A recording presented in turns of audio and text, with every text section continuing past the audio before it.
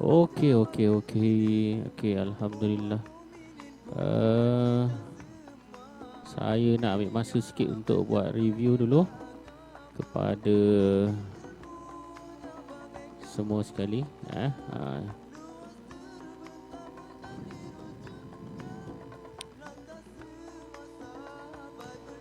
Okey, okey. Assalamualaikum warahmatullahi wabarakatuh dan selamat petang. Alhamdulillah kita bertemu kembali untuk kelas pada minggu ini. Minggu yang ke-14 kalau tak silap saya. Minggu yang ke-14 dalam tempoh PKP COVID-19. Okey, alhamdulillah sekarang dah ada dalam kelas 8 orang. Okey. Dah ada 8 orang. Saya akan buat preview dulu untuk semua kerja-kerja.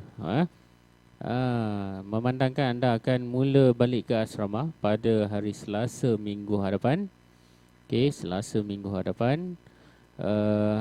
Saya harap kerja-kerja ni datang dah siap lah.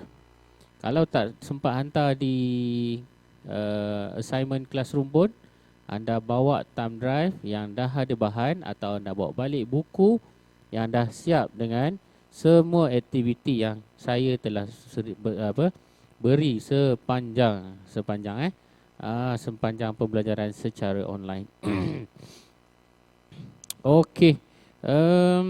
Okey, kalau ikut di sini kita mulakan dengan kelas 3 bakti ya.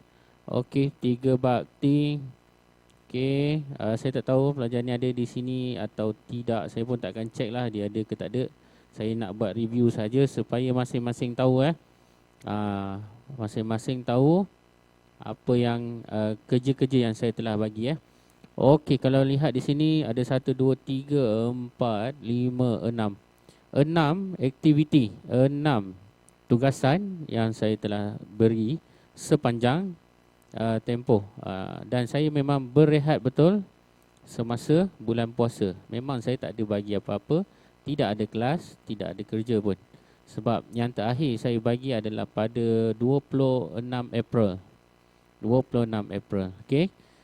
So lepas saja raya dan saya bermula balik pada 24 Jun. 2 minggu yang lalu. Minggu ni kerja minggu lepas. Ini kerja minggu yang 2 minggu yang lalu. Okey, so make sure lah. Kalau orang kat sini dia ada 3 hijau, 2 merah, 1 lagi belum hantar dekat lagi. Ni sebab belum due tamat lagi. Okay, so make sure lah. So macam Fatimah Akilah, okay, alhamdulillah lah dia dah hantar ke 6 kerja. Saya tak kisah whether on time, late. Cuma saya harap dia tidak missing kat sini. Jangan missing lah. Okay, sila. Alright, okay, ni saya preview dulu untuk tugasan minggu lepas baru 2 orang saja yang dah hantar ya untuk kelas 3 orang. Okey, 3 orang bagi kelas bakti. Okey, kita lihat kelas budi. Kelas budi. Okey, kalau kelas budi untuk kerja minggu yang lalu untuk linear dan binary search. Ada 1 2 3. Ada 3 juga. 3 orang saja yang telah selesai hantar kerja tersebut ya. Dan saya harap yang kerja yang belum siap ni sila selesaikanlah. Tidak banyak, hanya 6 sahaja. Saya rasa kalau cikgu-cikgu lain tu mengikut catatan saya lah, mereka dah buat 9 atau 10. 9, 10 dan saya rasa ada yang maksimum 12 lah. Saya hanya bagi separuh saja daripada guru-guru lain. Dengan harapan anda dapat selesaikan. Okey. Itu untuk sedikit review dan baik, inilah aktiviti yang kita buat pada minggu lalu. 3.1 perbandingan antara linear search dan binary search. Okay, saya harap tak ada kekeliruan lagi tentang topik ini. Walaupun ada orang yang PM saya personal, saya telah beri penerangan secara ringkas dan saya buat terang juga dalam video yang saya telah hantar. Ada beberapa bahan lain. Okey, tapi insya-Allah minggu depan dah masuk ke kelas, nanti kita akan buat dalam kelas lah. Okey. Dan saya takkan semak jawapan di sini, saya takkan bincang lah. Kita akan pergi terus. Okey, hari ini kita akan masuk yang kedua, iaitu sort Hari tu search, sekarang sort. Okey, ada lagi yang minta nak masuk ni. Mana pula kelas? Okey, ada lagi minta nak masuk. Okey, kita ada 12 orang, 13 orang. Okey, alhamdulillah jemput masuk lagi. Okey, boleh share-share dalam grup supaya lebih ramai masuk ke dalam kelas. Supaya maklumat-maklumat yang saya ingin sampaikan dan juga khasnya topik yang kita akan buat pada petang ni. Okey, 2, sort. What is the meaning of sort? Sort ialah proses mengisih atau menyusun item-item dalam suatu senarai linear mengikut urutan yang tertentu dalam bidang pengkomputeran. Sort ialah teknik yang penting untuk mendapatkan maklumat dengan cepat dan tepat. Antara contoh sort dalam kehidupan seharian ialah mengisih. Saya tak tahulah bahasa mengisih ke menyisih ya. Saya biasa guna menyisih. Tapi dia guna mengisih surat-surat di pejabat pos mengikut negeri, menyusun senarai nama murid mengikut abjad dan menyusun murid-murid ke dalam barisan mengikut rumah sukan. Dalam bab ini ada 2 jenis sort yang akan dipelajari, iaitu bubble sort dan bucket sort. Okey, biasanya sort ni paling senang biasa orang guna dalam jap saya ada satu bahan, mana dia? Okey, biasanya kita guna dia dalam Excel. Okey, dalam Excel banyak digunakan dalam Excel. Okey, saya tunjuk satu contoh yang simple saja. Macam mana sort digunakan. Satu seperti ini. Okey. Mana kelas? Okey, now anda tengok senarai yang saya bagi ni. Ni senarai ni. Okey, saya nak pelajar perempuan sahaja. Okey, sorry. Saya nak pelajar disusun mengikut nama. Macam sekarang pelajar ni tersusun ikut nama E, F, F daripada A sampai Z. So, sort digunakan. Sekarang saya nak pelajar ni saya tak nak ikut nama. Saya nak tengok markah dia mengikut markah daripada yang paling tinggi dengan yang paling rendah. So, dekat sini dia akan pergi ke data. Kat data ni dia ada sort. So, inilah kegunaan sort. Bermakna kita mengisihkan mengikut keperluan yang kita nak. Kalau kita nak sisihkan markah, sisihkan satu data tu dari segi markah, so kita akan buat dari segi markah lah. Kalau kita nak sisihkan markah, sisihkan satu data tu dari segi susunan nama, susunan huruf, so dia jadi macam ni lah. Ini yang saya dah susun balik. Dia jadi daripada A sampai Z. Ataupun saya nak susun daripada Z sampai A. Atau saya nak susun ikut kehendak kita. So di sinilah secara umumnya sort digunakan. Okey, baik. Tu contohnya.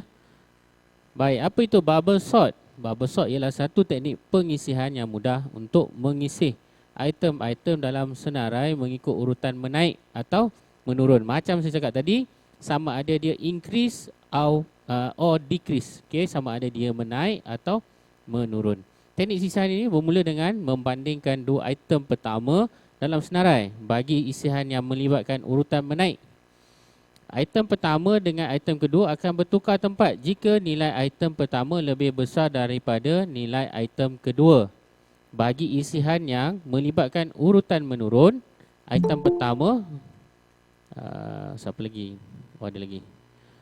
Okey, 16 orang ya. Okey, saya sambung. Bagi saya melibatkan urutan menurun, item pertama dengan item kedua akan bertukar tempat jika nilai item pertama lebih kecil daripada nilai item kedua. Perbandingan 2 item bersebelahan akan berterusan pada item-item seterusnya sehingga item yang terakhir. Tengok contoh 3.5. Tengok contoh kat sini. Baik, senarai nombor yang diberi adalah 4, 1, 9, 5, 3. Langkah 1 menggunakan bubble sort adalah membandingkan item pertama dengan item kedua. Bandingkan 2 item pertama dalam senarai iaitu 4 dengan 1. Oleh sebab 4 lebih besar daripada 1, maka tiada sebarang penukaran tempat dibuat. Ni untuk menaik ke menurun ni? Menurunlah ya. Menurun. Menurun. So menggunakan bubble sort tapi dalam decrease. Menyusun nombor secara decrease daripada besar kepada kecil. Baik, 2. Pergi ke item nombor 2. Tengok item seterusnya adalah 1 dan 9. Bandingkan jika item 1 lebih kecil daripada 9. Okey, nampak dia kata perhatikan bahawa 1 lebih kecil, maka penukaran perlu dilakukan. Maknanya kita nak letakkan item yang lebih besar di hadapan. So sekarang kita letakkan 9 di kedudukan yang kedua. Okey, tengok langkah 3. Seterusnya pergi ke item yang ketiga. Masih lagi berkaitan dengan nombor 1 ya. Bandingkan nombor 1 dengan nombor 5. Nombor 1 lebih kecil dari 5. Maka kita gerakkan nombor 5 pergi kepada kedudukan yang ketiga. Tengok langkah keempat. 1 dibandingkan dengan 3. 1 dibandingkan dengan 3. 1 lebih kecil daripada 3. Sebab kita nak buat dia decrease. So kita kena letak yang paling kecil dekat hujung sekali. So apa yang kita buat kat sini? 3 kita letakkan kedudukan dia ke tempat yang keempat. Jadi hasil yang kita dapat sekarang 4, 9, 5, 3, 1. Dah selesai ke? Belum lagi. Kenapa belum selesai? Kerana kita masih lagi belum mendapat urutan menurun yang betul. Kerana ada lagi nombor yang lebih kecil berada di hadapan. Jadi sekarang caranya kita sambung langkah membandingkan item pertama dan kedua sehingga kita mendapat perbandingan yang tidak munasabah. Contohnya seperti langkah yang ke-8. Langkah yang ke-8 ke? Okey. Sorry, ni langkah yang ke-7. Bandingkan 4 dan 3. Adakah 4 lebih besar 3 lebih besar daripada 4? Tidak. So apa kena buat? Tidak ada perubahan lagi kerana 4 lebih besar daripada 3. Dan akhirnya dapatlah satu senarai yang decrease, iaitu bubble sort menggunakan cara bubble sort 9, 5, 4, 3 dan 1. Okey, ada soalan tak untuk bubble sort? Anyone dalam kelas ada soalan? Tak ada. Tak ada. Oh, dia tarik je, tak ada suara orang suruh cakap, tak nak cakap. Okey. Tak ada, saya teruskan ke topik yang kedua, iaitu bucket sort. Tadi bubble sort, sekarang bucket sort. Okey, apa dia bucket sort? Satu teknik yang mengasingkan item-item dalam senarai tertentu ke dalam baldi ataupun bucket. Seterusnya, item-item di dalam baldi akan diisih dan disusun semula ke dalam senarai. Bilangan baldi yang diperlukan bergantung kepada pengatur cara dan bilangan item dalam senarai yang perlu diisih. Isihan berikut mengikut urutan menaik digunakan dalam bucket sort. Okey, ni macam mana? Ini tadi kita buat decrease menggunakan bubble sort. Sekarang kita buat increase dalam bentuk bucket sort. Baik, senarai yang diberi adalah H, C, D, A, F, G, B, E, I, J. So sekarang kita nak buat dia daripada huruf yang paling berada di hadapan sehingga huruf yang berada di kedudukan yang belakang. Sediakan 3 buah baldi dan tetapkan julat yang sesuai bagi item yang diletakkan ke dalam baldi. Cuba tengok. Baldi berwarna biru A hingga C. Baldi berwarna hijau D hingga F. Dan baldi berwarna jingga G hingga J. Masukkan item-item yang perlu diisi ke dalam baldi mengikut julat yang betul. Okey, cuba tengok ya. Baldi A hingga C. So sekarang kita ambil semua huruf yang ada A hingga C berada di dalam baldi berwarna biru. Berikutnya baldi berwarna hijau dan baldi berwarna jingga. Setelah kita sisihkan huruf-huruf kedudukan huruf-huruf tersebut mengikut baldi yang telah kita tetapkan. Okey, apa nak buat? Okey, masukkan item semula ke dalam senarai. A, B, C, D, E, F, G, H, I, J. Senang dan mudah dan cepat. Bermakna kita hanya menyusun di dalam buket tersebut sahaja. Tidak membandingkan sebelah dengan sebelah, sebelah dengan sebelah. Lagi tak dapat urutan menurun, kita alih lagi kedudukan. Okey, so ini adalah bucket sort. Makna kalau nak cepat, inilah cara kita buat bucket sort. Okey, ada soalan tentang bucket sort? Ada soalan? Tidak ada juga. Wah, semua hebat ni. Ya, semua hebat patut. Ya, alhamdulillah ada 16 orang berada. Mana lagi senang? Oh, dia tanya soalan mana lagi senang. Mana lagi senang? Bucket sort ke bubble sort? Mana lagi senang? Bubble. Bubble lagi senang. Bucket. Bucket. Okey. Tahu. Sebenarnya mana yang senang berdasarkan item yang kita nak buat. Okey. Tapi sort yang paling cepat adalah sort menggunakan bucket. Ya, sort menggunakan bucket. Kerana kita telah kecilkan daripada item yang banyak menjadi kecil dan susun dalam bucket tersebut sahaja. Kalau kita guna bubble, kita tak boleh kecilkan dia. Kita kena ubah setiap kedudukan dan semua item tersebut terlibat. So senang cerita, kalau melibatkan item yang banyak, kita akan gunakan bucket sort. Kalau item tu sedikit, kita boleh gunakan bubble sort. Alright. So itu kesimpulan untuk dua jenis sort yang kita belajar. Okey. Tengok aktiviti 3.2. Sebab memandangkan ada orang tanya saya hari tu, bila saya bagi latihan tu, dia kata, oh yang ni tak boleh Ustaz, dia nombor dia berterabur macam ni, takkan dia tak boleh buat, dia kata. Jadi hari ni saya nak bacakan soalan-soalan ni, dan jika ada yang kefahaman tak jelas, boleh terus request pada saya supaya soalan tu mungkin kita KIV atau saya akan terangkan kemudian. Maknanya tak perlu buat lah.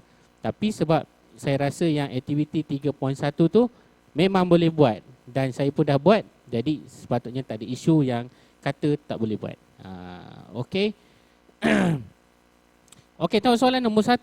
Ini perbandingan antara bubble sort dan bucket sort. So aktiviti ni khas untuk sort sahaja, tidak ada lagi search. Okey, hanya untuk sort. Seorang ahli dari setiap kumpulan akan mengukur ketinggian setiap ahli kumpulan masing-masing. Kemudian catatkan ketinggian setiap ahli kumpulan dalam bentuk jadual. Isi rekod ketinggian yang telah dicatat itu mengikut tertib menaik menggunakan 1. Bubble sort, B. Bucket sort. Bincang bersama-sama ahli kumpulan tentang perbandingan kaedah bubble sort dan bucket sort. Ada lagi pun nak masuk? Tak apa, masuk. Bincang sama ahli kumpulan tentang perbandingan sama bubble sort dan bucket sort. Bentangkan dapatan kumpulan masing-masing. Okey. Saya nak sekarang tengok ya. Ini dia punya rajah bawah ni, rajah persamaan dia. Okey. So saya tak nak pakai lah ni. Saya cuma nak minta awak buat aktiviti 3.2. Saya nak data dia adalah 12. Data dia 12. Bermakna data yang awak kena buat sort ni ada 12. Okey, dan kena buat bubble dan kena buat bucket. Okey. Kemudian buatkan persamaan dan perbandingannya. Perbandingan dari segi persamaan, perbezaan dan pilihan sort yang paling mudah, yang paling sesuai. So saya nak ada 12 data tentang ketinggian. Kedua, buat jadual dia. Ketiga, sisir. Saya nak jadual tu dia berterabur lah. Jangan jadual tu dah siap susun. Jangan. Sebab itu baru dah data. Nombor 3, baru awak sisihkan daripada data dalam jadual tu ke dalam bubble sort dan bucket sort. Nombor 4, Okey, buat perbandingan kaedah bubble sort dan bucket sort. Okey, nombor 5 tu tak adalah, tak payah. 1, 2, 3, 4 saja. Okey, nak tanya saya buat dalam buku boleh, tak ada masalah. Snap gambar hantar. Buat dalam Word ke dalam PowerPoint pun cantik, tak ada masalah. Nak buat dalam Excel tak boleh. Nanti awak pening sebab awak guna auto sort saja. Buat macam kaedah yang telah ditunjuk dalam contoh-contoh yang diberi ni. Okey, bubble sort, bucket sort, macam mana dia buat. Okey. So every steps ni mesti ditunjukkan dalam kerja anda. Okey, ada soalan? Nak berhenti dah ni? Habis dah. Ada soalan? Tak ada. Last. Ada soalan? Ada. Tak ada. Semua faham. Jelas Jelas. Okey. Okey, kalau tak ada soalan, tak ada apa, saya harap kerja-kerja yang telah lalu sila selesaikan. Anda ada beberapa hari, 5 hari, 5 hari lah. Tomorrow is Thursday, Friday, Saturday, Sunday, Monday dan Tuesday awak dah bergerak balik ke asrama. Ya. So harapan saya kita berjumpa nanti tanpa saya pening nak fikir kerja-kerja awak yang tidak selesaikan. Saya tak ulang lagi dah. Saya akan terus buat penegasan saja siapa yang tak buat dan tak siap. Yang tak buat memang saya tu. Okey. Tapi kalau tak sempat hantar, tak ada masalah. Yang penting kerja tu siap dan tunjukkan pada saya sama ada awak bawa thumb drive atau awak bawa buku awak tu dah jawab kat situ tapi tak sempat nak hantar. No problem. Penting kerja tu dibuat dan awak faham pembelajaran aktiviti yang telah kita buat. Okey. Itu saja untuk petang ni. Tadi pun starting tadi saya dah buka sendiri baca Fatihah tapi saya lupa nak suruh baca Fatihah dan baca doa. Okey, setiap kali kelas sendirilah baca doa sendiri dan baca Fatihah untuk mendapat keberkatan dan dipermudahkan oleh Allah Subhanahu Wa Taala. Okey, itu saja untuk petang ni. Kita jumpa lagi pada minggu hadapan insya-Allah dalam kelas yang normal lah. Insya-Allah. Awak start hari Rabu kan? So hari Rabu nanti. Dan insyaAllah esok saya akan dapat butiran untuk kelas minggu hadapan bagi pembelajaran kita. Bagaimana jadual semua. Nanti saya akan maklumkan semula dalam grup insyaAllah. Esok saya meeting semua cikgu. Okey, itu saja. Kita tangguhkan kelas kita dengan bacaan tasbih kafarah dan suratul As. Subhanakallahumma bihamdika asyhadu an la ilaha illa anta astaghfiruka wal asri innal insana lafi khusr illa allazina amanu wa tawassaw bil haqq. Okey, assalamualaikum warahmatullahi wabarakatuh. Nanti saya letak linknya di assignment dan juga video di YouTube channel saya. Okey, itu saja.